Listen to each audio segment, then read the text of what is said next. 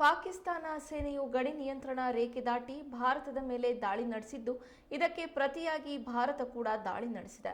ಪಾಕಿಸ್ತಾನದ ಈ ಕದನ ವಿರಾಮ ಉಲ್ಲಂಘನೆಯನ್ನ ಭಾರತೀಯ ಸೇನೆ ಅಧಿಕೃತವಾಗಿ ದೃಢಪಡಿಸಿದೆ. ಈ ವರ್ಷದ ಫೆಬ್ರವರಿಯಲ್ಲಿ ಕೃಷ್ಣ ಘಾಟಿ ವಲಯದಲ್ಲಿ ಇದೇ ರೀತಿಯ ಗುಂಡಿನ ಚಕಮಕಿ ಘಟನೆಗಳು ವರದಿಯಾಗಿದ್ವು. ಪೂಂಚ್ ಜಿಲ್ಲೆಯ ಕೃಷ್ಣ ಘಾಟಿ ಪ್ರದೇಶದಲ್ಲಿ ಪಾಕಿಸ್ತಾನ ಸೇನೆಯ ಒಳನುಸುಳುವಿಕೆ ಪ್ರಯತ್ನವನ್ನ ಭಾರತೀಯ ಸೇನೆ ಯಶಸ್ವಿಯಾಗಿ ವಿಫಲಗೊಳಿಸಿದೆ. ಪಾಕಿಸ್ತಾನಿ ಸೈನಿಕರು ಮತ್ತು ಒಳನುಸುಳುಕೋರರು ಗುಂಡು ಹಾರಿಸಲು ಪ್ರಾರಂಭಿಸಿದರು.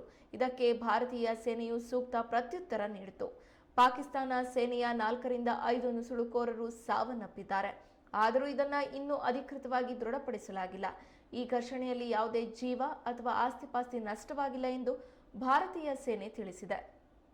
ದಿನವಿಡೀ ನಿರಂತರ ಗುಂಡಿನ ಚಕಮಕಿ ಮುಂದುವರೆದಿದ್ದು, ಕೃಷ್ಣ ಘಾಟಿ ಪ್ರದೇಶದಲ್ಲಿ ಭಾರತೀಯ ಸೇನೆಯನ್ನ ಸಂಪೂರ್ಣವಾಗಿ ನಿಯೋಜಿಸಲಾಗಿದೆ. ಕಳೆದ 2 ತಿಂಗಳಲ್ಲಿ ನಿಯಂತ್ರಣ ರೇಖೆಯ ದಕ್ಷಿಣ ಪಿರ್ ಪಂಜಾಲ್ ವಲಯದಲ್ಲಿ ಗಡಿಯಾಚೆಗಿನ ಗುಂಡಿನ ದಾಳಿ ಘಟನೆಗಳಲ್ಲಿ ತೀವ್ರ ಏರಿಕೆ ಕಂಡುಬಂದಿದೆ.